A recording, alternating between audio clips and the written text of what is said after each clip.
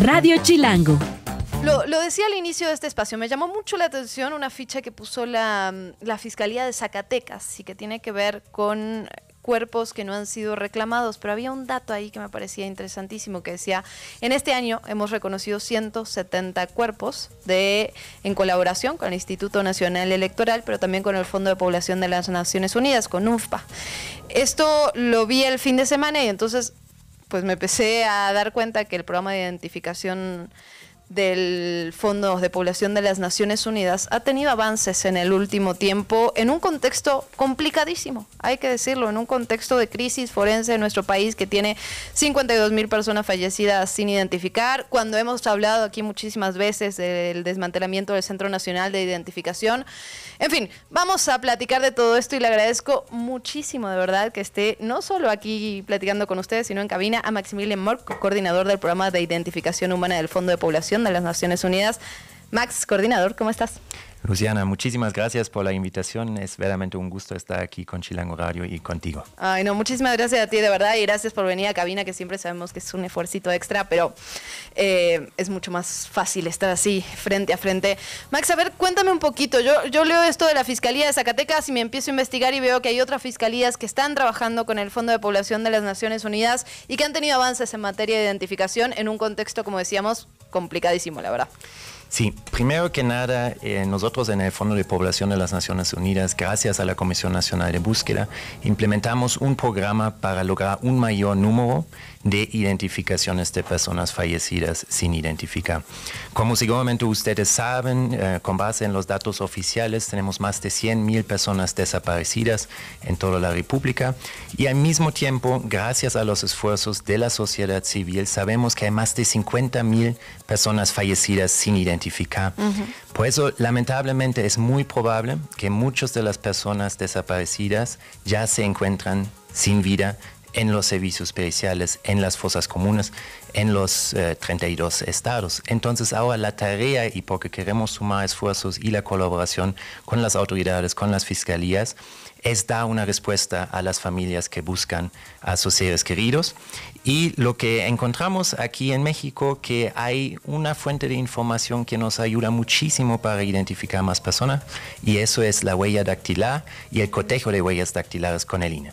¿Y qué faltaba con eso? Es decir, faltaba la parte técnica. ¿Cómo ayudan ustedes, digamos, a implementar esta identificación?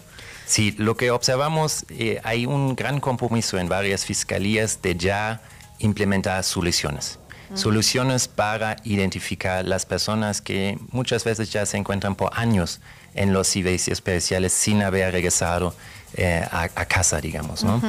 Y a nivel mundial sabemos muy bien cómo identificar a una persona. Eso está definido por parte de Interpol, es a través de las huellas, a través de la genética y a través de los perfiles de dientes.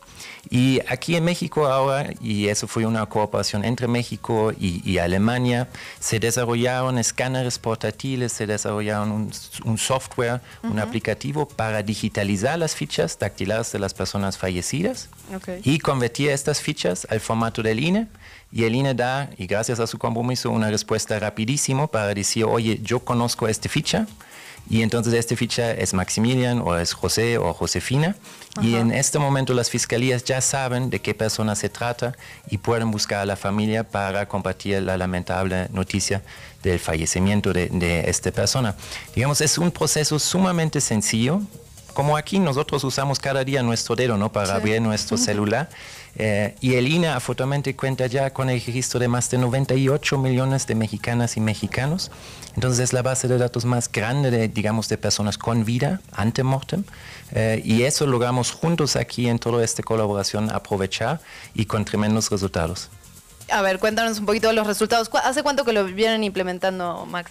Sí, primero yo creo, siempre me gustaría enfatizar, es tremendos resultados hay que mencionar en el texto técnico. Por supuesto es un contexto horrible, triste, de mucha violencia en todos los estados y las situaciones que enfrentan las familias que buscan a sus seres queridos.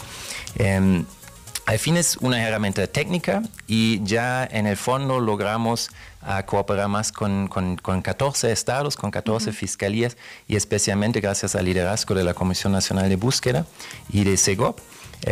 y lograron ahora ya digitalizar casi 10.000 fichas de personas fallecidas sin identificar. Hay todavía unos por enviar al INE, pero al fin tenemos ya más o menos 2.700 matches positivos. Es decir, de estas personas que por años muchas veces no fueron identificados, estos 2.700 personas tienen nombre completo, último domicilio, CURP y foto. Y a lo que tú te refieres con Zacatecas, y ha sido, la verdad, todo nuestro reconocimiento para este esfuerzo allá en Zacatecas. Como sabes, hubo hace pocos meses muchos muy grandes retos allá en servicios periciales. En pocas semanas realmente lograron acotejar esta información con el INE.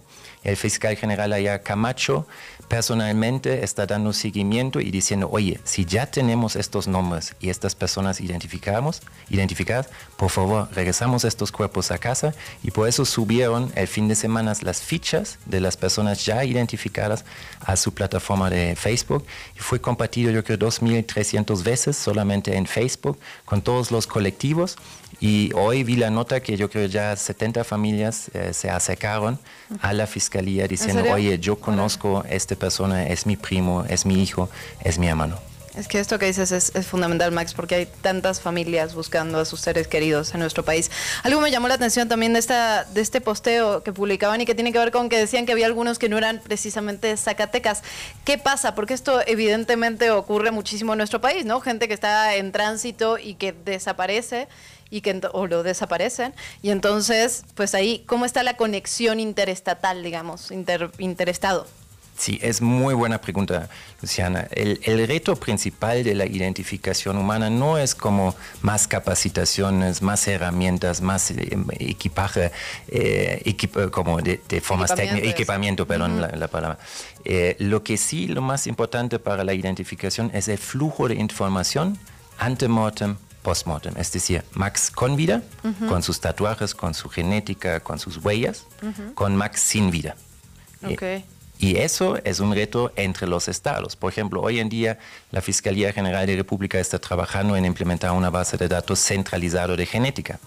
Porque, ejemplo, si yo desaparezco en Cancún y me encuentran sin vida en Guadalajara, hoy en día no es posible que Quintana Roo coteja la información de genética de mis familiares con Max y su genética que procesan en Guadalajara, Jalisco. No existe. Entonces, eso es el reto que hoy vemos. Y lo mismo es en las fichas dactilares. Muchos de los fallecidos sin vida son de otros estados. La desaparición no conoce fronteras.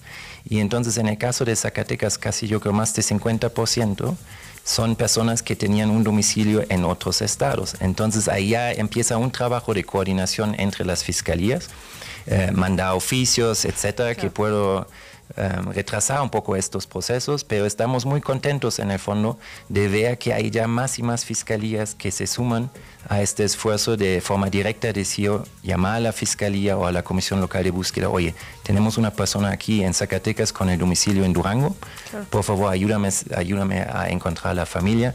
Y lo mismo ahora pasó, estuvimos el fin de semana en Culiacán, en Sinaloa, en donde también la Fiscalía ya está entregando más y más cuerpos de personas que fallecieron en 2016, 2017. Preguntarte también, en un cambio de gobierno, evidentemente también es una oportunidad, ¿no?, para exigir a las autoridades. ¿Qué tendría que pasar? ¿Cuáles son los retos que persisten? ¿Y qué tendrían que hacer las autoridades, digamos, diferente para ayudar en este esfuerzo? Pues, primero que nada, ustedes lo han discutido aquí, pero me gustaría enfatizar que hubo un gran compromiso por la administración de implementar soluciones. El gobierno federal gastó millones de pesos en subsidios para crear estructuras que permiten más identificaciones. Lo que observamos que muchas veces son como soluciones aisladas en un estado, en otro estado. Y allá yo vuelvo a mi argumento diciendo lo que necesitamos es el flujo de información entre los estados. Necesitamos ahora una base de datos de genética centralizada, pero ya, en unos pocos meses, y están trabajando ahora de implementarlo. ¿A quién le toca, Max, eso? Perdóname. A la Fiscalía General de la República. Y están allá haciendo un gran esfuerzo de ya implementar esta base de datos que se llama CODES. necesitamos un protocolo para que todas las fiscalías ya tienen que hacer el cotejo de huellas dactilares con el INE y no pueden inhumar un cuerpo sin haber hecho este cotejo de huellas dactilares. Y tenemos que fortalecer esta base de datos ante-mortem, post-mortem, donde se guardan toda la información, por ejemplo, tatuajes, cicatrices, números de implantes, para también acercarnos a más identificaciones. Pero digamos, Luciana, esos son estructuras principales que tenemos que ahora juntos construir y por supuesto esperamos que ahora la nueva administración siga este camino porque sí hubo resultados, hubo avances y ahora vamos a decir hay que conectar los puntos para lograr más identificaciones. Max, te agradezco muchísimo, de verdad, que hayas platicado conmigo, con todo el auditorio en esta mañana. Gracias, de verdad, dejamos micrófonos abiertos, seguimos con esta conversación. Encantado, muchísimas gracias Luciana por la invitación. Buen día.